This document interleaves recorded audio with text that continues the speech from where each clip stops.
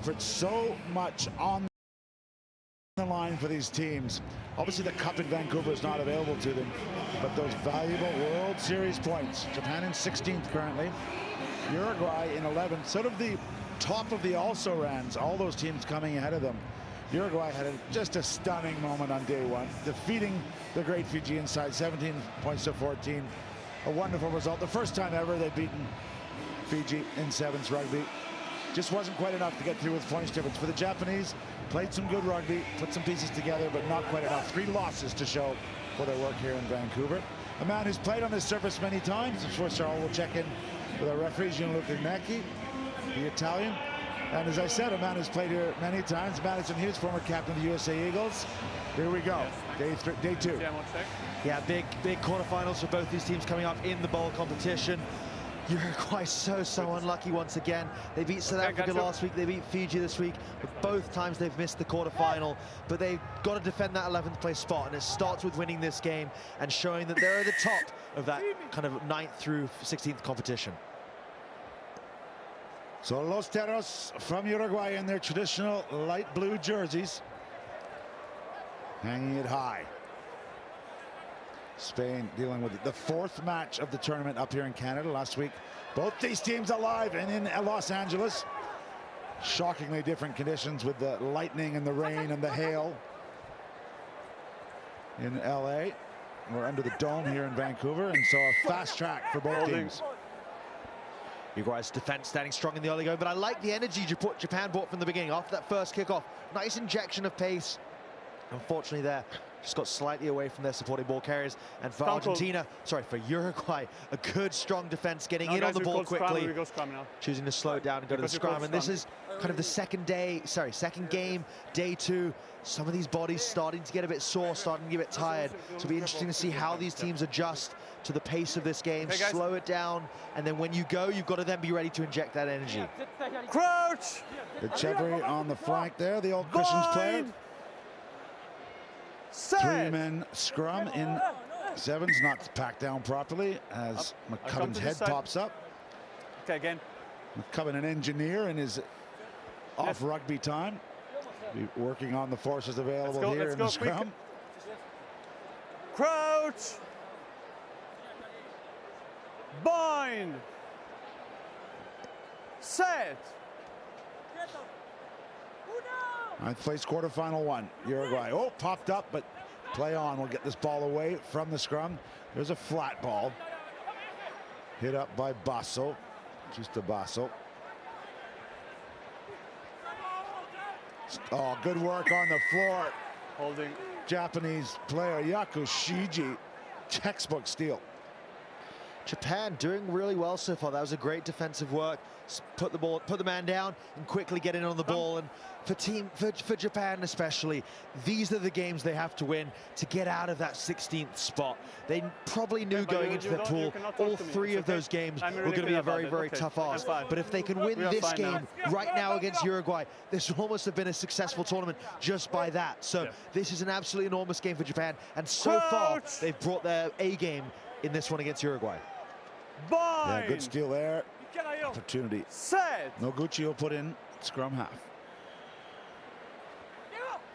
Away it goes. Crisp passing. Good stepping there. But again, a 50-50 ball doesn't go to hand. It's picked up by a Japanese player in front of the knock-on, so that'll be a full penalty. Uruguay looking to go quickly, but clawed back. That was Arcos Perez. And they've chosen a scrum again. Yeah, trying to keep that pace in the game, but just off the mark and then deciding, okay, now Japan is set, we should slow it down. And I think that's really what it comes down to on all those quick tap penalties. You want to go with the quick tap before the defense has an opportunity to get set. Once they are, that's when the opportunity is no longer better than going to a scrum, going to a set piece. That's why teams usually, after you've missed that initial chance, do choose to either go for a line out or for a scrum. Well, there you see, options both sides for Uruguay. And movement off the blind side now. They're all going to throw it into the open side. Flat ball coming around. But again, spilled. Basics letting them down. That was Perez. Spain going to look to attack, advantage over the big presence of Yasua Karevi. course, a famous sevens family. Skip pass. Unmarked for the moment. Yakushiji still going. Keeps it alive, but it doesn't go to hand. Oh, and that's just the small, fine margins. You've made that good break. If the offload's not on, that's when you got to tuck it, set up the breakdown. You're already been in behind this Uruguay defense, and that's when the rest of your team can flow on. So he does so well here. Great left foot step. Almost slides through the second tackle right here, but just brought down. If he can get the offload, it's fantastic, but doesn't quite have the right position. Maybe needs to look for the offload before that collision. It's an unfortunate mistake for Japan, and those are the little mistakes that prevent you from getting the wins that they haven't been getting all year. Uruguay. Good movement, crossing over around the corner. Goes the big man, Bautista Basso, looking for a second try here in Vancouver, and he's got Uruguay on the board. Bautista Basso rounds all the way around. He goes a really long way here. Big gap opening up in the Japanese defense between the center and the wing. Just a little disconnect there. You see Basso just gets the ball here. Long sideways arc. Looks like the Japanese defense had two defenders get frozen by that short line. The center needs to pass that off. Fly half needs to talk it, saying, hey, I've got the short line, you stay out wide, and that's going to cut off the opportunity, but Basso does exploit it. Assistant official Julian Zusman, outstanding Olympic referee, gives that one the flag up, so 2 more points added for Uruguay. Of course, like the Chileans, Uruguay will be at the 15s Rugby World Cup in France. Eddie Tynes, I don't know if I go that blue about it, but he's committed. I mean, Americans and Canadians might be that blue about it. Uruguay really stepped up their 15s program, as of Chile, and it's been great for South American rugby. Karevi trying to give his team a lift here. Noguchi brought down, recycled through Matsumoto.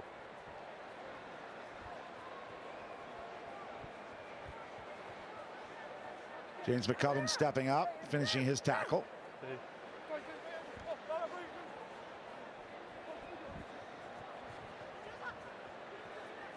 Just sometimes the Japanese attack is a little deep, so even though they have these great steppers, they don't really stretch the defenses. Gives them time to fold and help each other. That one's gone forward. Yeah, it's a great point, Gareth, and especially against this Uruguay defense, who do a really good job of getting set and putting line speed on. It means that every single time Japan are moving the ball wide, Uruguay are taking a lot of space off them, moving forward, and Japan, as you said, even when they make a little half break with the step, usually find themselves then again surrounded by 2 or 3 Uruguayan defenders. I'll take a small compliment there in my analysis compared to the great Dallin Stanford. Okay. Yes. 4th match for these teams. It's a 3-day format. The women have been in under the dome. Great revelation for the HSBC Canada Sevens. Been hugely received in North America. The women get to play on the big stage. Of course, they had their own event in the Langford, BC, a huge supporting community of rugby, but this is another level from 7,000 to 27,000 potentially today. Big cover tackle, sliding over the whitewash. What's been a slightly scrappy affair will end with Uruguay up just by the 1 try, 7 points to 0 over Japan.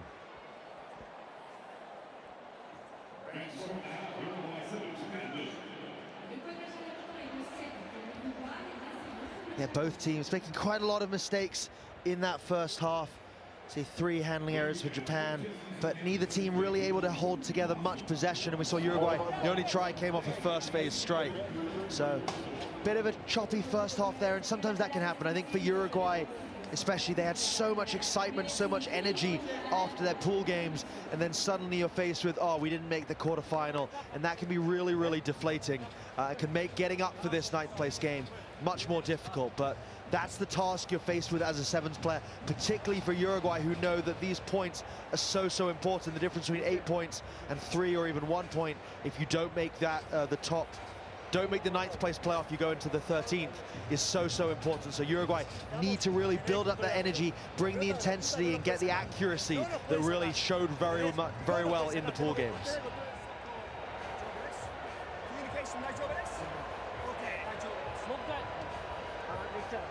もう一回ライン深くですぐクロス中でやらない外まで広げよう我慢最初キープあと信じるしかねえから絶対やる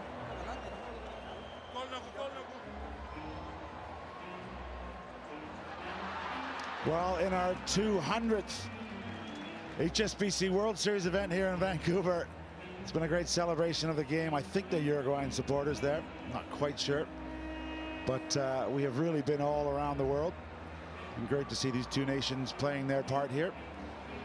And a lot of good memories, and years may not be over, Madison, but you know, it's been just an incredible series over the years.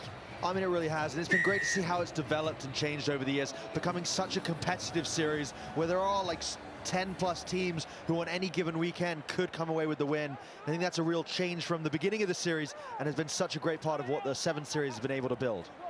Yeah, it's getting fairly regular. The likes of South Africa or occasionally Fiji are in the bottom 8. It's just a high standard right now. You got to be on your game in the pool stages, which are now complete.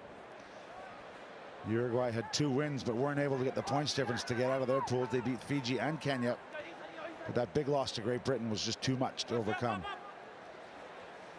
Oh, bouncing and rolling around. Guillermo Lichtenstein. He's been penalized for holding on. Quick attack Japan. There's a bit more pace injected there. Noguchi brought down. Yakushiji to the hands. It's really one-out rugby right now. Coming back to that pile fairly often. No clear. No clear release is the call. Oh, a slip defender. Will that cost them? No. Good recovery from Los Teros. And the huge Karevi keeps his right arm free. And that's the result. Fukiji chopping up, getting the benefit. Japan on the board. Japan getting the try at the beginning of the second half through Fukushi. And that's, yeah, a great testament. They just maintain possession here. Karevi just attracts defenders. Fukushi brushes them off and goes over the line. And they'll have the conversion to tie this up. And this is making for a very interesting second half, both for Uruguay, who need those points to stay ahead of some of those teams chasing in the standings, and for Japan, who are still trying to climb out of a big hole. And right now, they're not in that end-of-season playoff that will happen in London. Right now, they're being in the automatic relegation spot. So very, very important for Japan. They get some valuable season points, and they haven't actually made the 9th place playoff. They've been in that 13th place playoff all season. So this is an enormous 5 minutes now for Japan. Yeah, great conversion, ties it all up. And you're right, Japan looking for something, anything. 14th is their highest finish this year. Winning this one would get them higher. This is, of course, a 9th place quarterfinal. Time off. Blue sub. And getting the ball right back, and that's really, really important. When you're able to pair together possessions, score a try, get the ball back, score a try, those are the sort of things that allow you to win games, that allow you to go deeper into tournaments. And Japan now have this opportunity from the scrum. Crouch! Simon Amor, I suppose happy on some levels, but a little bit nervous here. But great scrum possession in that far sideline. 3 Uruguayans tied up at scrum time, 4 with the scrum half. Now some space for them to operate in. Again, probably too deep for my money, but there we go. Sliding through for the moment was Tananika off the bench.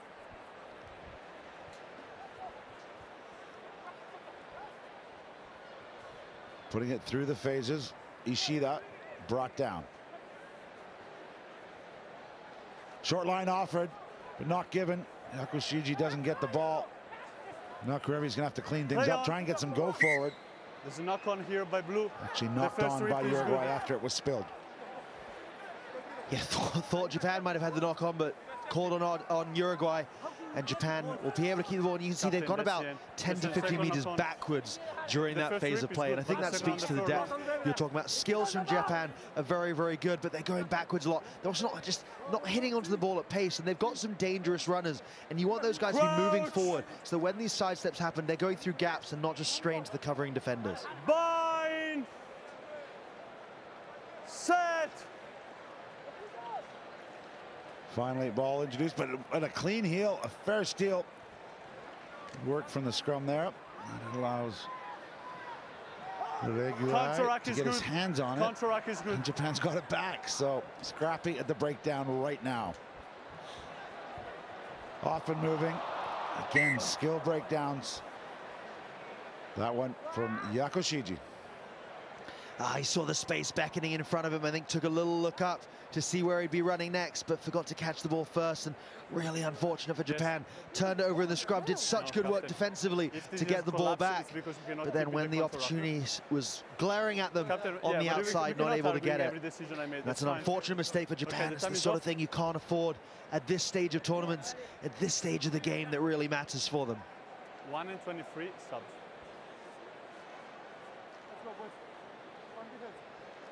Subs coming on.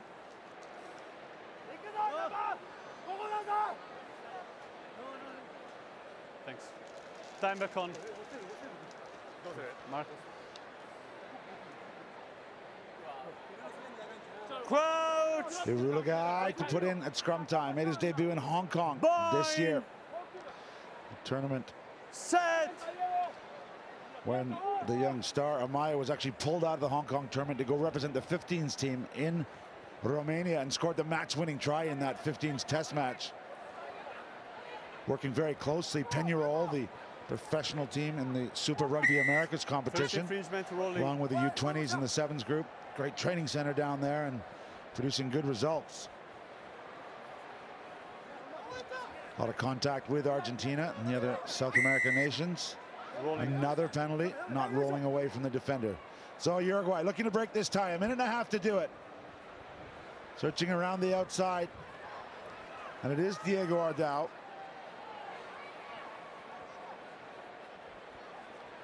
Little confusion midfield, but fresh off the bench, taking it straight up is Factiola. They're still going. They're 15 meters from the line now. Echeverry looking for the corner. Off his feet. It's no advantage. Come back We're to the going to come back the original high tackle. So just over 1 minute to play. Options for Uruguay. What do you say, Madison? They could kick it. Thanks. They're right in front of the post here. Penalty. They only need a point in 1 minute, so it's one option. Also, you could obviously just go through the phases and try and score a try, but I'd be tempted to kick it there. They've chosen a scrum, so they don't have the same adventure as you do. This is, of course, a 9th place quarterfinal, so it's knockout play. Number 20. They might get a few boos from the crowd, but the 10-7 win might be enough to keep them playing on the right side of the draw. I mean, in these knockout games, winning is really all that matters, and particularly for these teams competing for those 11th, 12th, 13th spots in the standings. Getting these wins is absolutely invaluable, and it might not always be pretty. Although you don't need many penalties to find yourself pretty high up on the World Series standings, so also no incentive there. Ivo Dugoncic, the coach, yelling on his instructions. Uruguay currently 11th, looking to stay up there. Arcing run from Uruguay. Oh, penalty against. So here we go. Japan has a chance to steal it. 20 seconds of regular play, barring a penalty. Backwards. That one's gone backwards off a blue hand, so now their chance again. Loteros. No clear release. No clear release. The penalty won't end the game. No, it's not touched yet. It's not played yet. Ardao on the ball. You can. Ready? Quick tap for Uruguayans. On the short ball. Big smash up from Grile. Ardao, he's only 5 meters out. He's going to back himself. Advantage being played. Ardao thought about reaching out, but he didn't. Still Uruguay ball. Stay behind. The Hooters sounded. Any try will get the victory. This is sudden death. No advantage. Number 26. Professional foul, produce a yellow card, Madison. Yeah, so Japan never retreated the 10 meters. They have to from the penalty. The referee judging that was what prevented Uruguay from getting in for the try. So even though they didn't quite get there, I think there was actually even a knock-on from Uruguay. They were playing advantage, it didn't matter. And for Japan, I mean, that's worth it. If you would have conceded a match-winning try, you take the yellow card to give yourself another chance. Ishida most likely won't play any further part in this game. Uruguay have chosen a scrum wisely. Only 5 meters from the line and only 6 Japanese defenders on the park. Yeah, and Japan really need their forwards to attack this scrum, get a good hook on. And it's actually interesting, Japan have no scrum half at the scrum, which I think they have to have, but they don't have one right now. And so that's going to allow Uruguay to pick off the base and really attack the Japanese backline. Yeah, and that's the result. Technical mistake, big victory, and you'll see the celebration here. These points are important. And it is the man off the bench, Jose Uruguay. Yeah, and Uruguay really not performing at their best, not at the standard they set in their previous 2 games, but getting the win anyway, and that's what's important in these matches.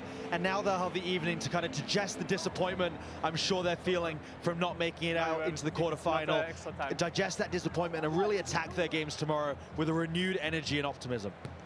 For Simon Amor and the Brave Blossoms of Japan, it was a great effort, but it wasn't to be. It's all celebrations for the Teros from Uruguay.